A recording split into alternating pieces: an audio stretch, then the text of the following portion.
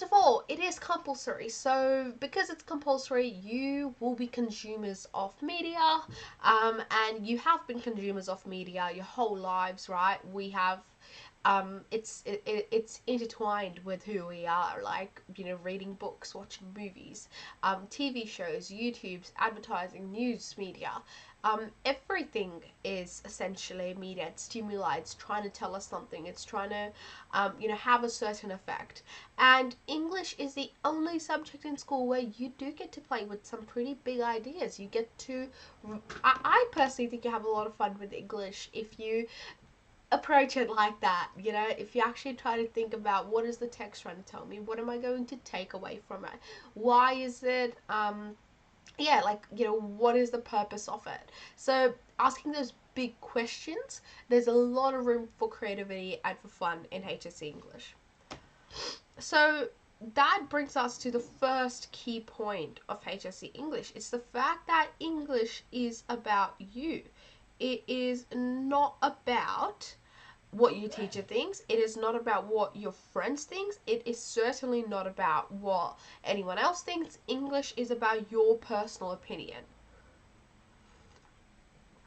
So English is about your personal opinion, so you and your ideas. So you are free to interpret them in any way that you like. You're not bound by anyone else's opinions or ideas. And I think that again is another fun part of English, is that you can essentially have any idea like that you like. You can interpret the text however you like, as long as you have evidence to back it up. That's English. So then it comes to essentially, let's have a look at some of these myths that we're told about HS English that, you know, add to the stressor of it. So firstly, we're told that generally English is a complex subject. We require philosophical arguments to earn a Pan 6.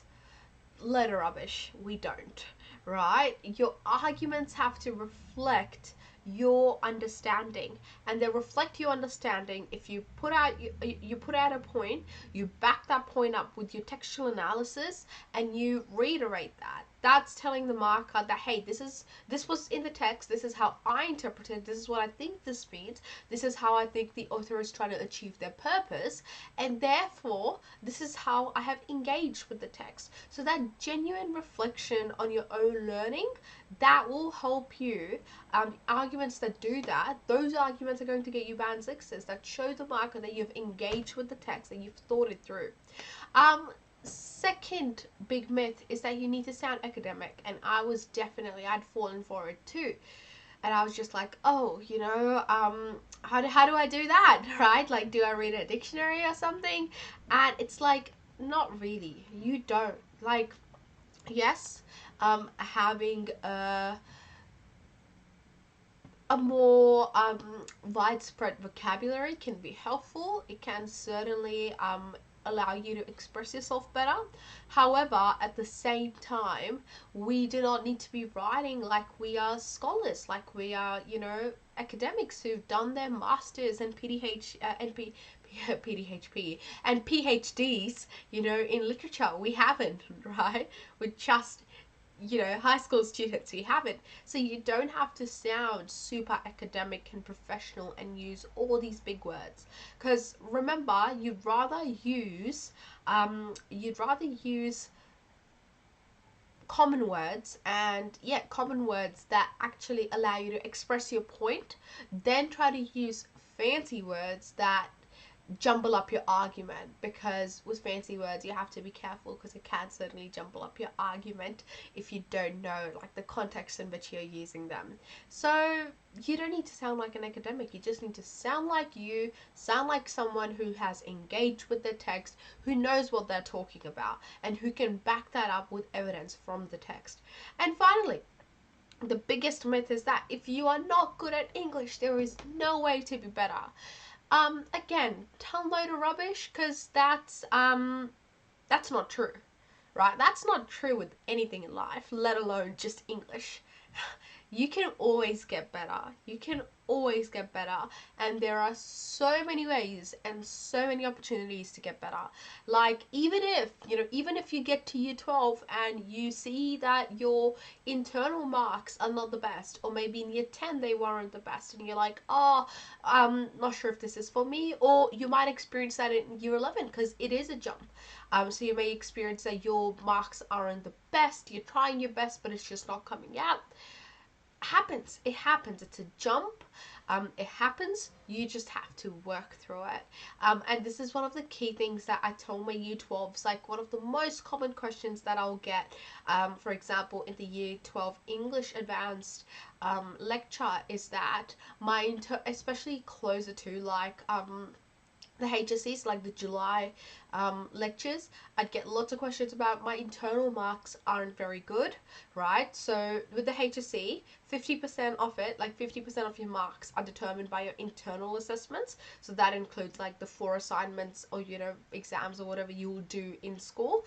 And 50% of it is what you do on the day of the HSC, like what you write in that paper. So my key thing is that, you know what, even if it hasn't been the best, even if you haven't been happy with how you've been doing, that's okay, because 50% of your marks are still locked away until the day you walk into the HSC room.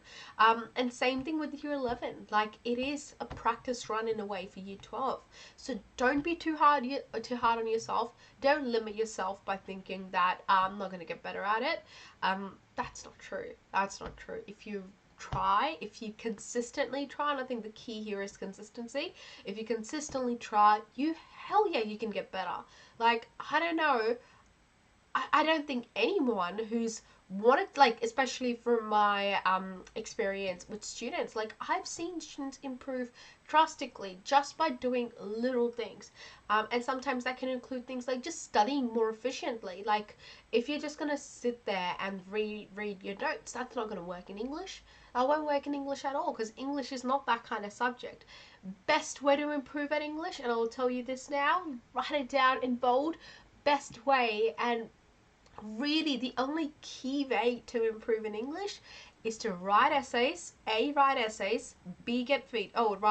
Firstly, write essays. Secondly, get feedback on those essays. Thirdly, write them again. That's it. That is literally it.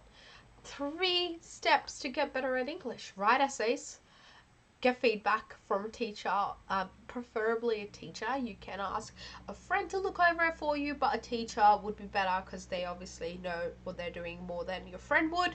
No offense to your friend, but obviously a teacher would know better. Unless your friend is a teacher, or you've got a family friend who's a teacher, then absolutely ask them.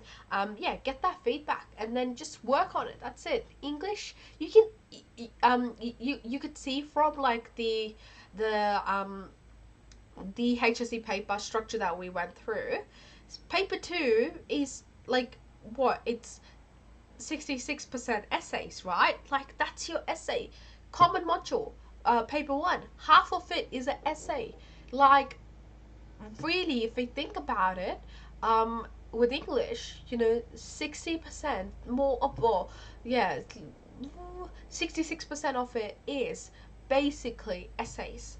So if you can get those essays up to notch, if you can write them, get feedback on it, work on them, you can go into that room with some really good marks. The other 2, unseen questions, again, practice doing lots of unseen questions. There are lots out there. And with module C, with writing, same thing, practice. So it's a very, I think with English, like it's a very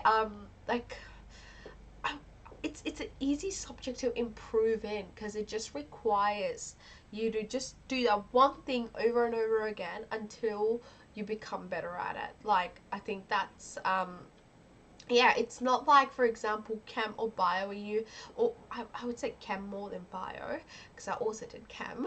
It's not like chem where you have to essentially, like, it's sometimes hard to wrap your head around some of those concepts. I don't think that's the case with English, especially because literally 90% of it is your own opinion, so you shouldn't have trouble wrapping your head around your own opinion.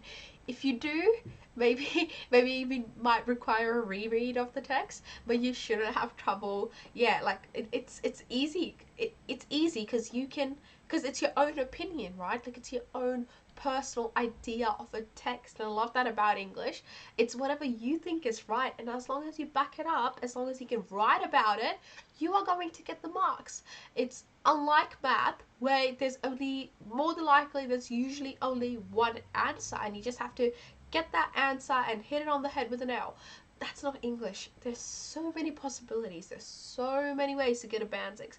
So many different essays and essay styles and essay structures that will aid you to get a band 6. So do not limit yourself. Do not limit yourself. Do not do not get into the mindset that if I'm not good at it, I'm not gonna get better at it.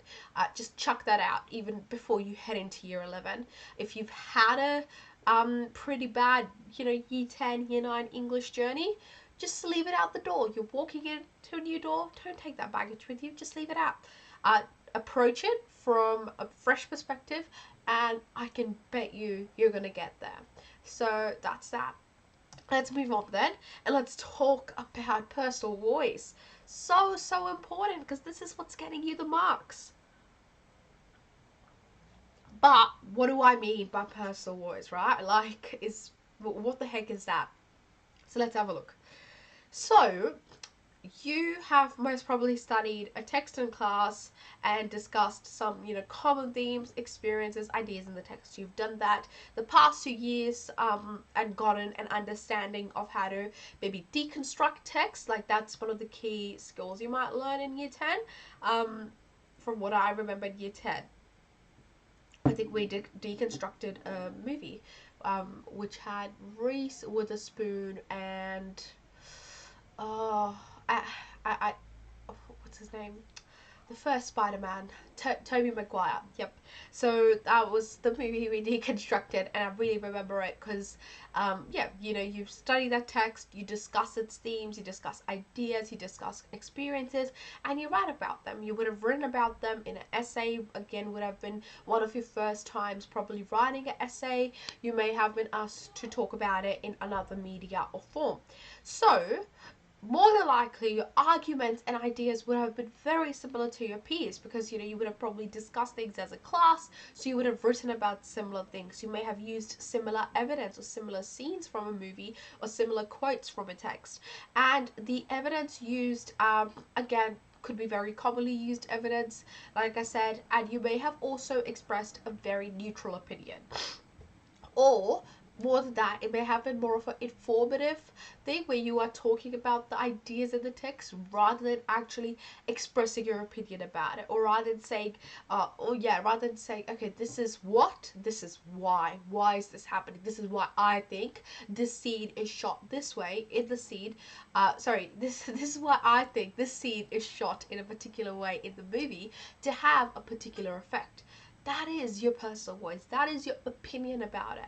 And in year 11 and 12, that will be the major shift that we focus on. It is about articulating your own nuanced opinions and understandings of the text. That is HSC English for you guys. It's about expressing your own opinions, your own ideas about the text. Those that are specific to you, those that are unique to you.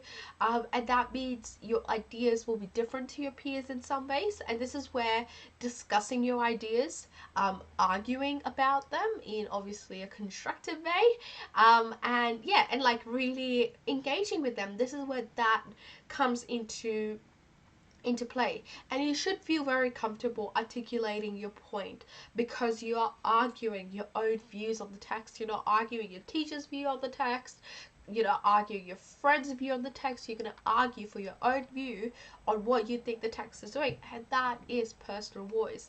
That is what is a key part of HSC English, the marking criteria. So really important. And again, it doesn't matter if you're doing advanced or standard. This is the key to a band 6 essay for both advanced and standard. Having a personal voice, that is the key.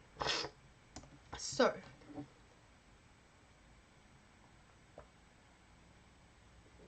let's now think about what you're probably wondering is that how do we actually have a personal voice? So Aditi, you've talked about it. You've told me that if I have a personal voice, I'm on my way to get a band 6. But what the hell do I do to find one, right? So here are some things that and some steps you can take to develop your own personal voice. Firstly, engaging in class discussions.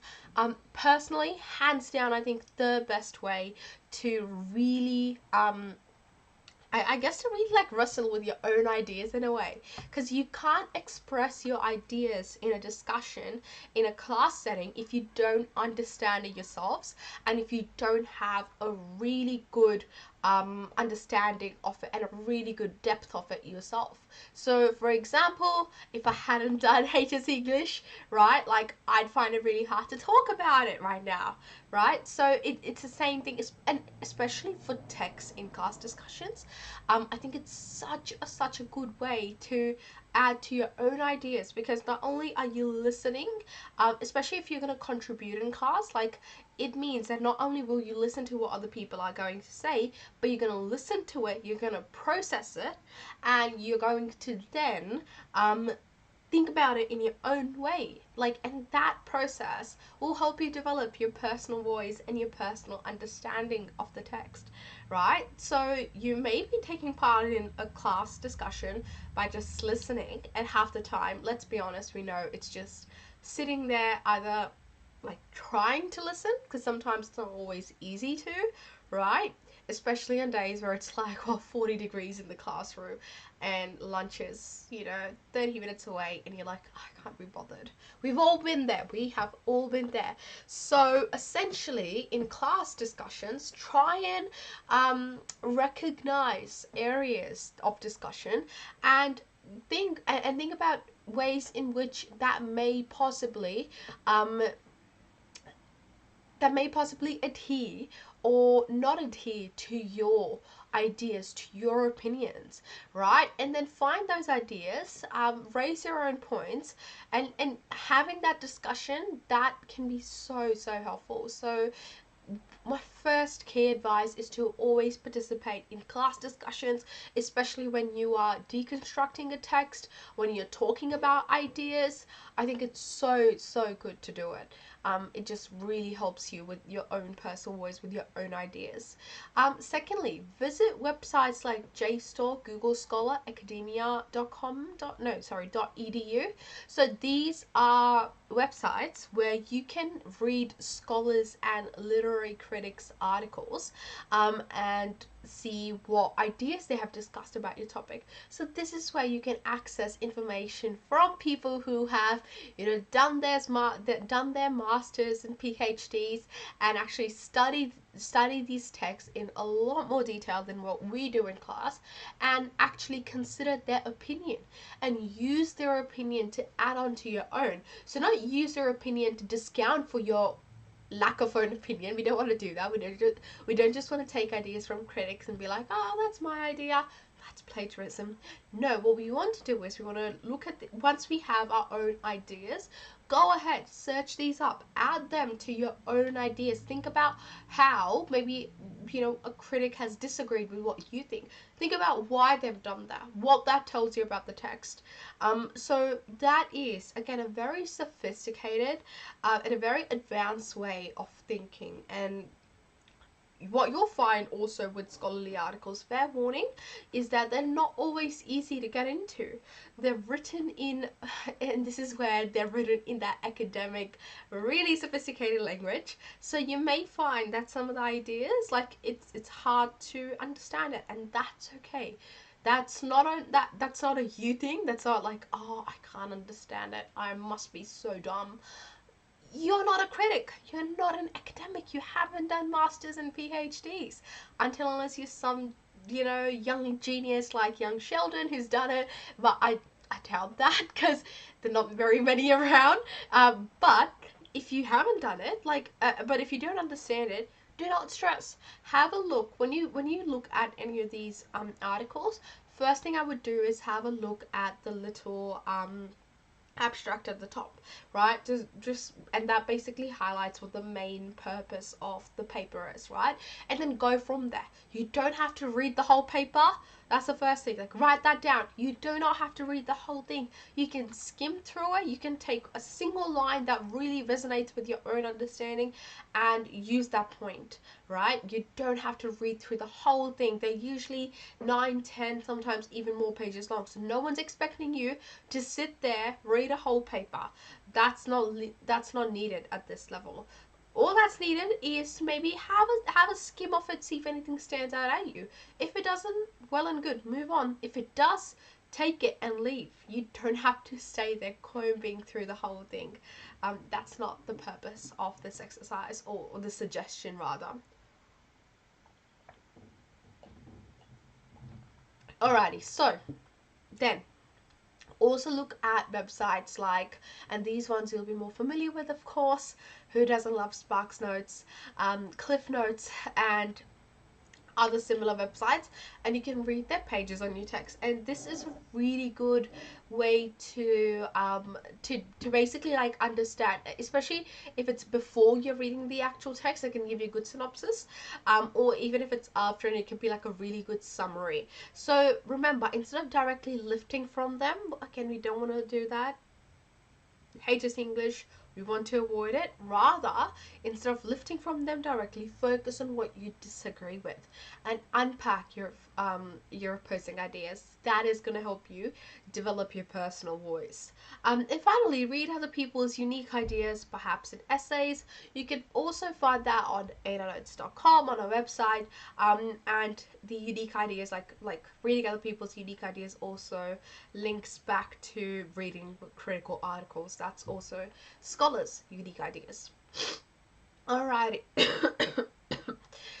So let's move on now, and let's look at the criteria. Let's look at some of the things that we again, as a marker, as a tutor, these are some things that I look for, right? And this is usually for when someone sends me, like, and usually when my students send me their practice essays, because I'm not a HSC marker, so you know, I'm not doing this like the real thing, but for feedback, in terms of, yeah, having a look at essays, here are some things that I always keep an eye on. Firstly, whether a student has their own personal voice.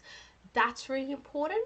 And and this always shows in the why part of an argument, right? So if an argument is basically, for example, a normal argument without a personal voice, maybe something like, this is what it is, this is how it's done, and that's it, right? What it is, so the idea, and this is how it's done, the analysis.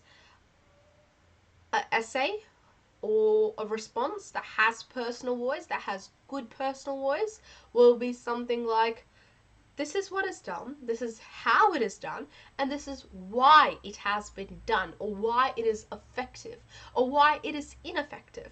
And that why, that tells me that the student has personal voice, that they have thought about their opinion.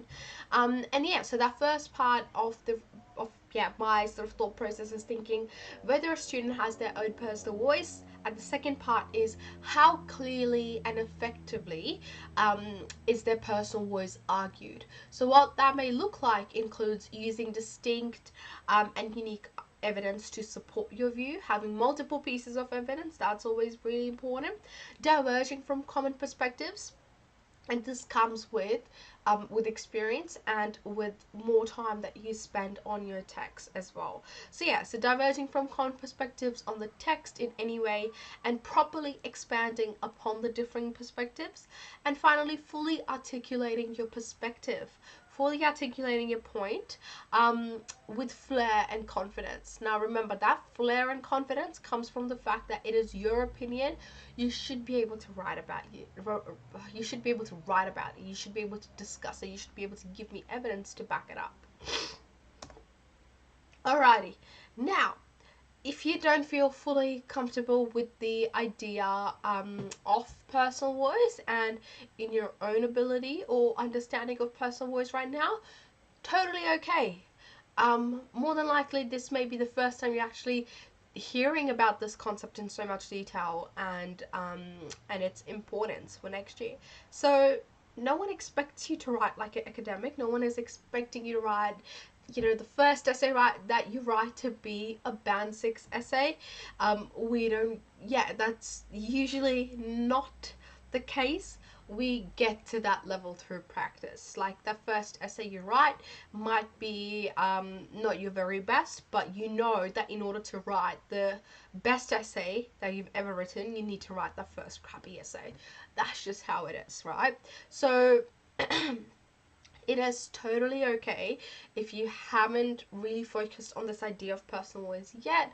My aim is not to scare you, it is not to intimidate you, it is not to tell you that, hey, if you don't know what personal voice is, or if you don't know how to, what it is or how it works, yeah, you're screwed. That's not how it works.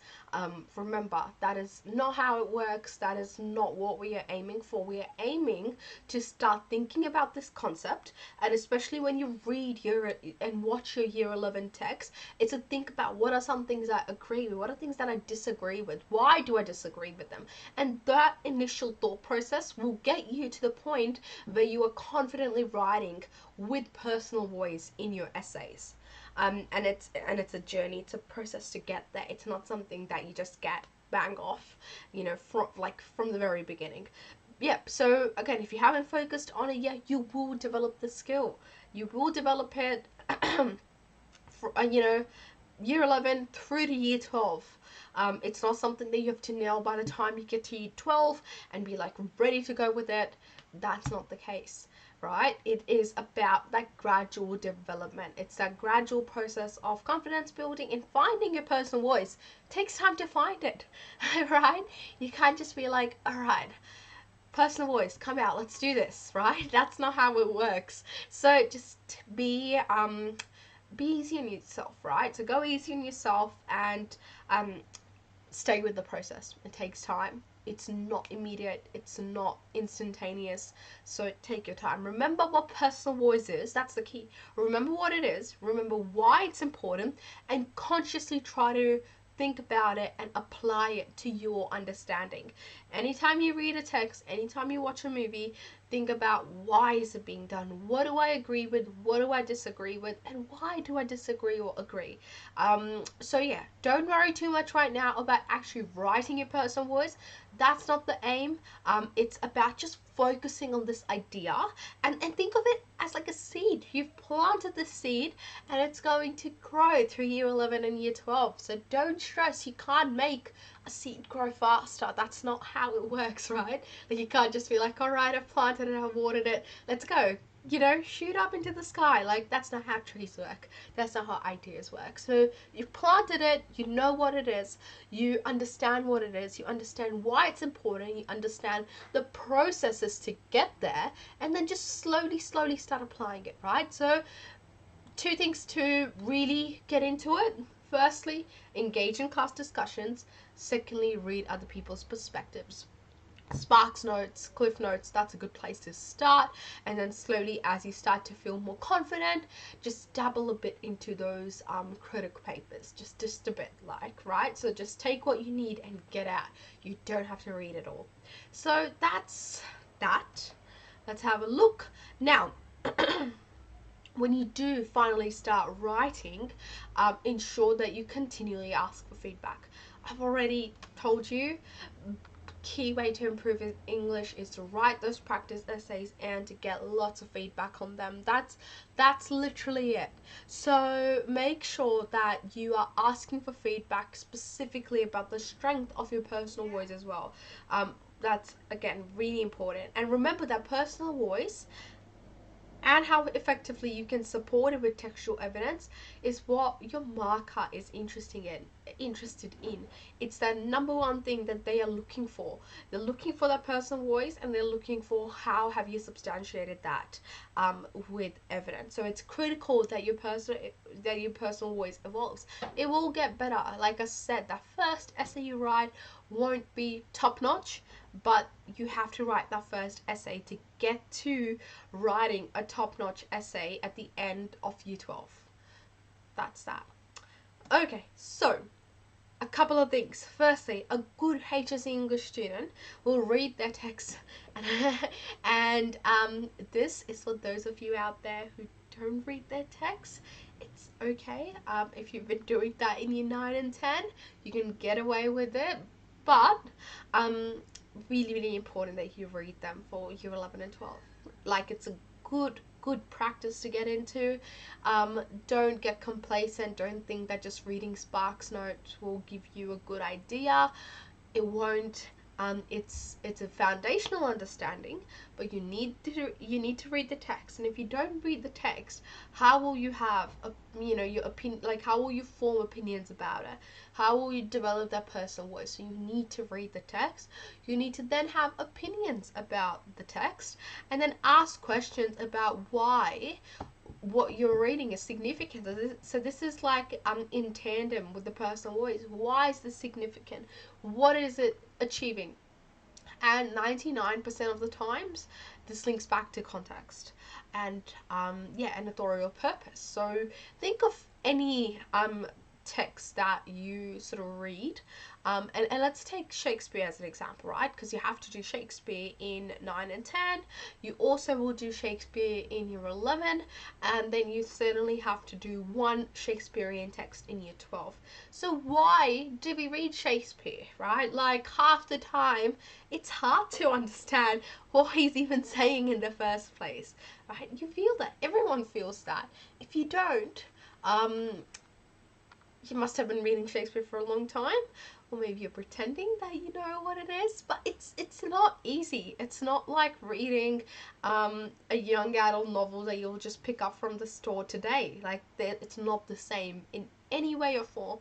The writing, the style of writing, the ideas are very different. But when you read the text, when you think about why those ideas exist in the first place, and let's take the example of Macbeth, right? Because that's one text that, again, I would say 90% of us would have studied in year 9 or 10, right? So if you think about Macbeth, if we think about Macbeth, right? So we read the text, and now we want to think about our opinions on the text.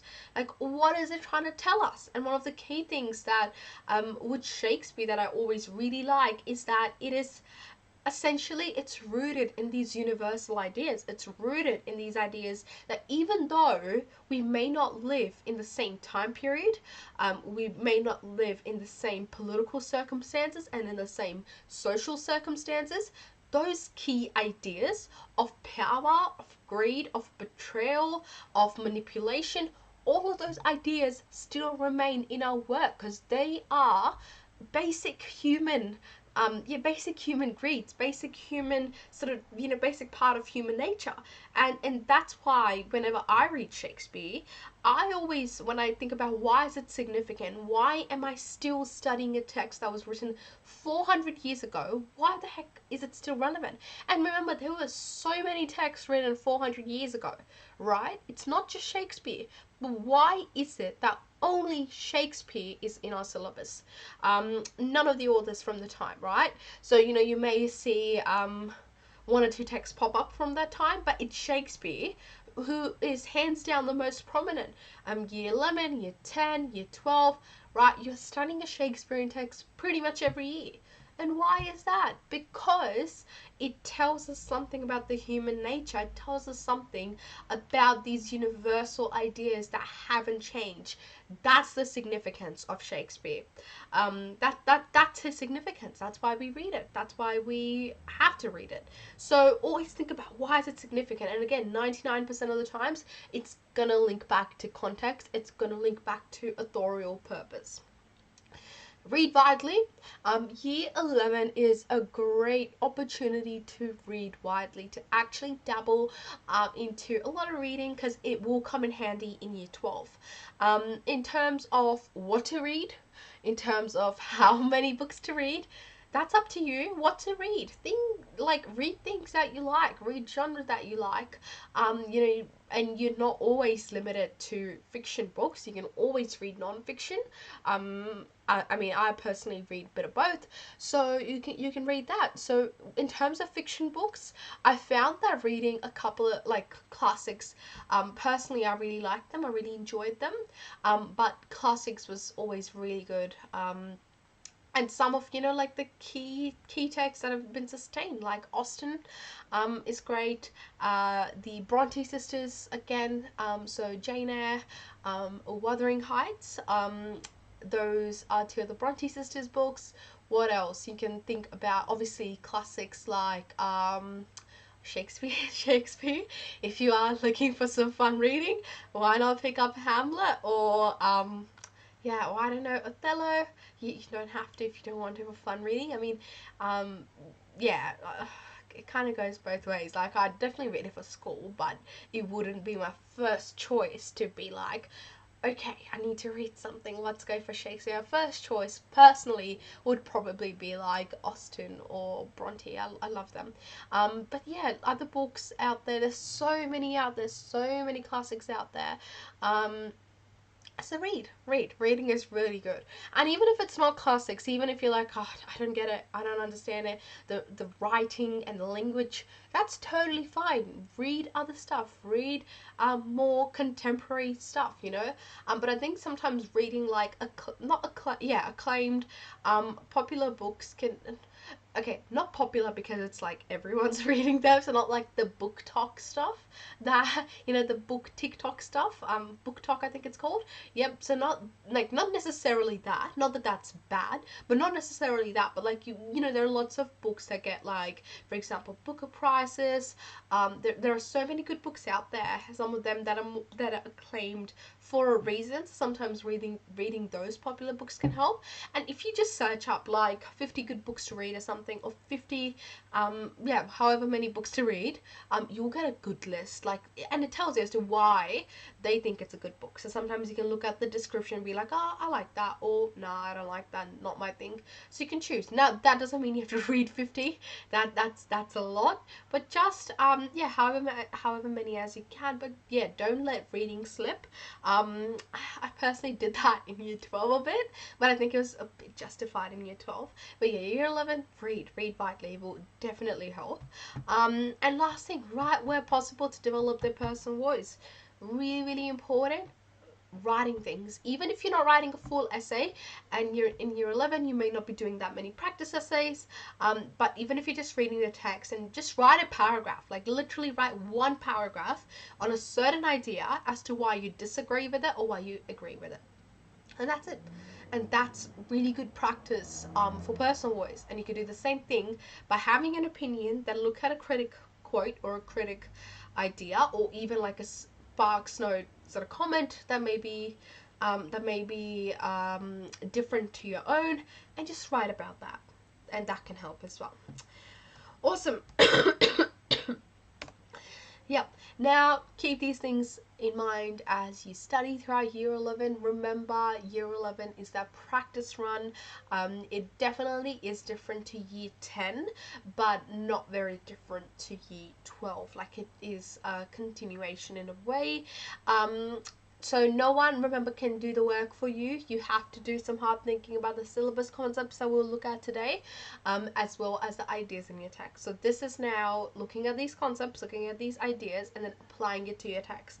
And you'll be doing that next year with Common Module, Module A, and Module B. You have the syllabus, they want you to look at certain ideas, and you're going to apply those ideas to your own text. So some common questions that we usually get asked. How should I be studying for English? How much time should I spend studying for English? What does studying for English actually look like? And finally, what should I do throughout the term to improve in English? And I think I have inevitably answered all of them, or most of them, if not all. But let's have a look. How should I be studying for English? Reading, making notes in your text, really important, and writing little paragraphs. You're starting by little paragraphs, right? How much time should I spend studying? Depends. Prioritize. So if, for example, personally, personally, I like honestly didn't have the best year 11. It was 2020, it was COVID had just hit, there was a lot of stuff going on personally, but yeah, so yeah, not the best, not the best marks in year 11. However, what I did do was like prioritize studying for, and so my subjects were chem, bio, maths advanced and extension, and English extension and advanced, and PDHP. So I personally like spent a lot more time on the maths and the chemistry, like on maths advanced and especially extension, because it wasn't my strong suit. It was not my strong suit. Definitely needed a lot of work on that, more than I did on English. Like I'd always loved English, always read a lot, so I felt more comfortable with it than I did with math, for sure. So I did spend more time prioritizing that. Sort of a similar pattern into year 12 as well. Again, prioritize those subjects because they weren't my best. And I think that's how you should approach your studying. It's like not absolutely like discounting it. Like it's not like I just completely left English like float on its own. Not true. Like I still did my practice essays, but I knew that there were times where I just had to focus on those, on for example maths and chem, because it was harder to wrap my head around those concepts, right? So be honest with yourself in terms of where do I need to spend more time, what do I need to do more. Then in terms of what does studying actually look like for English, I think at the beginning of the term when you're reading your text, I think it looks like reading your text, making notes, like deconstructing certain scenes, usually certain scenes, certain paragraphs, and then writing those little paragraphs, and then finally coming to a point where you're going to write that essay. What should I do throughout the term to improve in English? Already told you. 3 steps: write essays, get feedback, write again. That's it. That's literally it. Okay, now let's have a look at a sample game plan. So it's not like, you have to do this, but I think this is like a really good holistic approach to English for the year ahead. So first things first, kind of already spoke about it. Begin by reading or viewing your text. Think about the main ideas, start deconstructing them by yourself. Then engage in class discussions. Think about those ideas, break down other people's ideas, break down your own ideas, and doing that will help you strengthen them. Then develop your notes on the main ideas and themes in the text. That can always be really important. And then do practice writing by responding to different exam style questions, receive feedback, apply feedback, and just that cycle from here to here, just doing that all over again. So how long you should be spending per week on English depends on a lot of things. If you feel like you have a lot of work to improve in English, you need to prioritize the subject. But the time you spend will actually fluctuate depending on assignments, exam periods, holidays, free time. Like, you're not supposed to be a machine who's studying English 24/7. That's not how it's supposed to work. So balance it out. Generally for year 11, I would say about 6 hours per week is a good place to start. It's a good amount, and it just sort of doubles up. I think just you probably add in a couple more hours once it gets to year 12, and that can include obviously reading your text, writing, doing practice essays. But 6 is a good place, and I don't think it's a lot. Right? You have 168 hours in the week. 6 hours is pretty manageable for English. Okay, now let's